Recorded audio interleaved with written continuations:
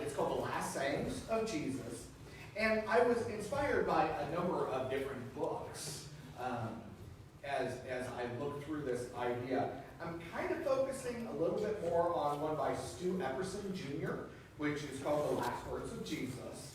Now, I'm not actually preaching any of the books, and in fact, a few of these are going to be going completely different than the way Stu had written it. But it definitely got the creative juices flowing.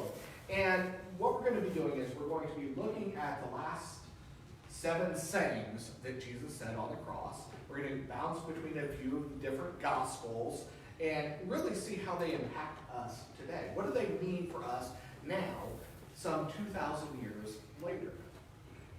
So, again, I know a lot of you know I kind of like history. I like to kind of study the background on things. And I decided to actually study this passage even deeper by looking at it all the way back to the Greek translations. Now, I'm not saying I can read Greek. I'm not saying that. It would be really cool if I could, but I can't. But I actually looked at the understanding of it from Greek theologians. And what's interesting is the word forgive in this passage is the imperfect tense. Don't worry, I'll explain that. We tend to think of it in the present tense, and that Jesus prayed this prayer once. The words, forgive them, for they do not know what they are doing. Because it was a prayer, wasn't it? He was talking to God the Father. And actually, we look at this, we think, well, this is something he said once. He prayed it once. His emphasis was only on it really once, and then he moved on. But that's inaccurate. The imperfect tense in Greek means that the prayer is not said once, but continuously through every aspect of his last few hours. This prayer continued. When Jesus was falsely accused by Pilate, he was saying, Father, forgive them. When they beat him, taunted him, stripped him, he said, Father, forgive them. When they drug him out into the courtyard and whipped him with whips tipped with metal and bone that caught and ripped his flesh, he said, Father, forgive them. When they put the cross on his back and made him carrying it barefoot on these uneven cobblestones to his very death, he was praying, Father, forgive them. When they nailed him to the cross, hung him high, he was saying, Father, forgive them. When as he hung on the cross and they taunted him and made fun of him, he was saying, Father, forgive them. So Jesus was saying this prayer, right? He said, Father, forgive them. They don't know what they're doing. Well, we know who he was talking to. That one's easy, right? That one's easy. He was talking to God. But who was he talking about? Who did he ask for forgiveness for? Well, was it the guards? Remember, they were down below him. As his blood dripped onto the ground, they were casting lots. They were betting on his clothes. Was he asking forgiveness for them? What about the Sadducees and the Pharisees?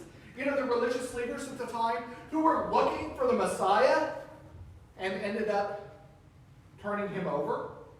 Was he asking forgiveness for them? What about the Jewish people as a whole? I mean, the entire crowd around him was all of these Jewish people who, again, were looking for the Messiah, the one that would save them, the one that would free them from tyranny. What about Pontius Pilate? Herod? Caesar Augustus, who was the great ruler over all of this? really asking God to forgive? Well, I'm sure you've all guessed.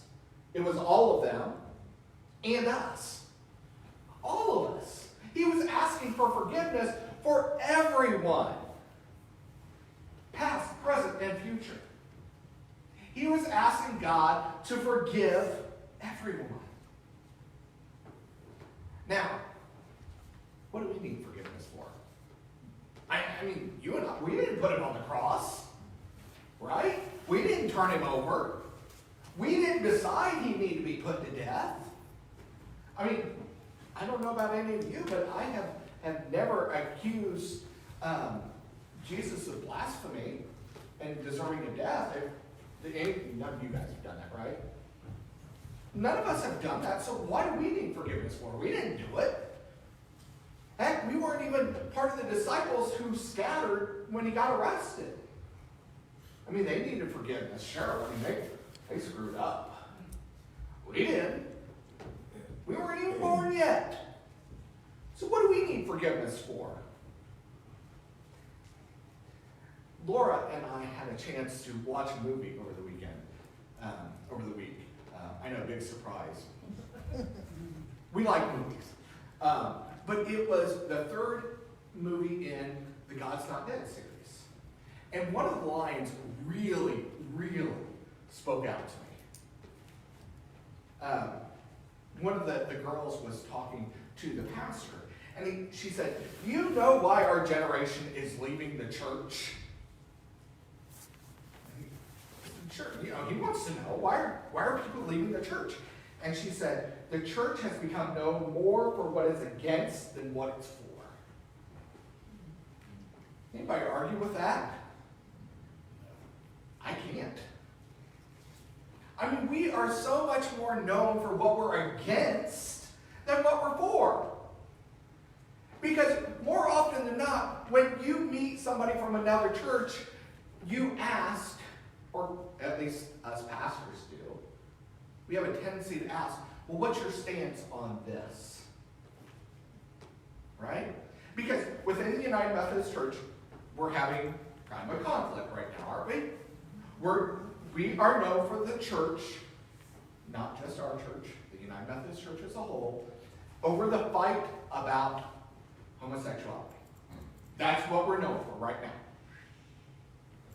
Isn't it wonderful to be known for a fight? I'm excited about that, aren't you? That's sarcasm, in case you didn't pick up on it. Quite honestly, it kind of ticks me off. Because I don't want us to be known as fighters. I want us to be known for loving. And we're not. We're known as a church that fights. We can't get along with our own people. We have corrupted Jesus' message. And that, friends, is what we need forgiveness for. You know, the church was doing really well until people got involved. Am I wrong? Honestly, it's the truth. We get people involved and we get in fights. I think I mentioned this before, but think about this. It only took 4 people on the earth before we had a murder. And that had nothing to do with church. It had to do with family, but had nothing to do with church. And then we put people together and we expect them to get along without fighting. And we should. I mean, we can debate, we can disagree, but why are we fighting so much? And there is a difference. There very much is a difference. You know, I can say, well, you know, I'm not a big fan of this carpet. And maybe Tara says, the carpet is beautiful, it's perfect, don't even think about touching it. I'm not going to fight over it. I don't care. It's not that big a deal. And you say that's a silly argument. Yeah, you know there's churches that have split over stupid things like that. It's the truth. Look it up. fighting, we're corrupting the message. We get caught up in all these other little things that really don't make a big difference. And we lose sight of what God is calling us to do, what Jesus asks us to do. So when he's asking for forgiveness for somebody, it's us. Because we messed up. We've made a mistake. We have corrupted it so much. We have thousands of different denominations in this country. Christian denominations, there are thousands of them. Then you add in the world, oh my gosh. We're double, tripling, quadrupling that number of different denominations. Why? Because we can't get along. We can't, right? Now, in general, I think we have the right idea, but then we argue about how we're supposed to present it. I was raised American Baptist, okay? And so one of the things that's different about the American Baptist Church than the United Methodist Church is, and this, I know it may sound kind of silly, but this was something that kind of stuck with me, is as an American Baptist, unless you're baptized, you can't have communion. Within the United Methodist Church, it's an open table. My dad's an American Baptist pastor. Do you think we argue about that? No. Not at all. Do we disagree on it? Well, obviously. Our different denominations have a different understanding of it. But we don't fight about it. Now, are there other things that we fight about? Yep. I mean, hey, it's my dad. We're going to fight about stuff. But the idea of these different little things that really don't make that big a difference, we fight over. Like I said, we fight over carpets, or whether or not you can have church outside, or what translation of the Bible. And yes, people fight over that. I've actually heard of somebody telling somebody else that they're going to hell because they're not using the King James Version of the Bible. Because that's the only one Jesus used. But yeah, that's a joke, y'all. You got to laugh for me. Come on. We all know he used the NIV. But the idea being that we fight over these silly things. And yet, we also look at people and say, boy, they really need Jesus. They need to be forgiven because we need to be forgiven too. Unless you're Jesus, you need forgiven. Right? And y'all are wonderful people, but you ain't Jesus. But we corrupt this message. We corrupt this idea of love, perfect love, the thing that Jesus died on the cross for, and we're fighting. We're trying to put ourselves in the place of Jesus and deciding who's right and who's wrong. We don't have that right. We don't have that authority to do that. So who needs forgiven? Us. For corrupting that message. And I keep saying that over and over again because I think it's an important point to make. When human beings got involved, we made a mess of it. You know, back many years ago when Jesus started, that following of Jesus was called the way. There was only one way. Jesus is the way, the truth, and the life. Right? Okay. Then we got people involved. And then we have to decide whether or not we're Catholic or Protestant. And then even within those, we got to break those down. And it's all because people couldn't agree. Wouldn't it be wonderful if we could get where everybody just said, this is Jesus' words. Let's follow that. The rest of it doesn't make any difference. Wouldn't that be nice? Is it going to happen? No, it's not going to happen. Let's be honest. We're human beings. We're flawed. We're messed up. But maybe, just maybe, that's something we could work on. So, maybe we're not going to agree on the color of the carpet. But it's not going to make a difference, is it? And FYI, I have no problem with the carpet. I just use it as an example. I think it's very nice. But we need to understand that the reason we need forgiven is because we've done something that requires forgiving. And then we need to take that and share it.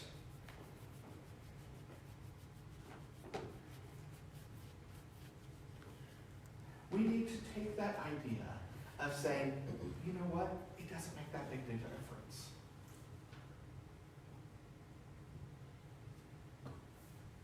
Because it really doesn't. Now there are certain things that, yeah, I'm going to fight you over. Jesus is the Messiah. He died on the cross for all of us. He loved everybody. Other than that, I'm really not going to fight too many people on too many different things. Now maybe you can come up with something else, I don't know. But in general, that's pretty much what it boils down to. So whether or not we use Welch's grape juice for communion, or we use Hawaiian bread for communion, it doesn't matter. So we need to start forgiving other people for being different. And then we need to ask for forgiveness for thinking other people are different. Because isn't that a wonderful thing? Isn't it wonderful for people to be different? Can you imagine if the disciples were all exactly like Peter? How things would have been different there. We were talking downstairs. They had a salad bowl out, and it had salad all mixed together, and they said, we're looking for a sermon illustration on this.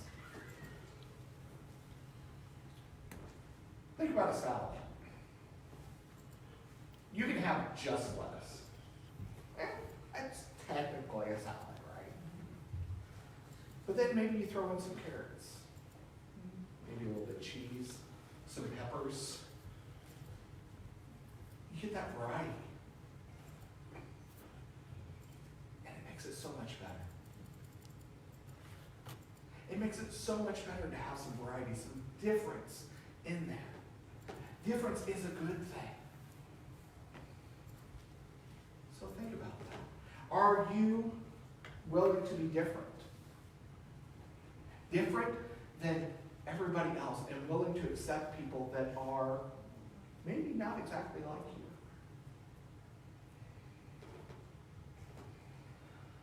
We need forgiveness for corrupting Jesus' message. How are you going to do that? Because the question is, Jesus said, forgive them, they do not know what they're doing. Do we really not know what we're doing when we judge people? Come on, we know that. Don't we? Come on. We know we're judging people. We justify it. We're really good at justifying. Well, they did that. Doesn't matter. They did this or they did that. Who cares? Does Jesus love them?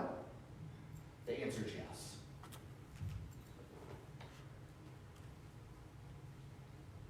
If you're judging, if you're correcting somebody and telling them that they're doing it wrong according to your interpretation, there's an issue there. So do we really not know what we're doing? Let's bow our heads together. Lord God, we ask for your forgiveness. Because, Father, we do know what we're doing. And we need help fixing that problem, to correct the issue, to correct ourselves so we can truly become in line with your Son, Jesus Christ. In Jesus' name, amen.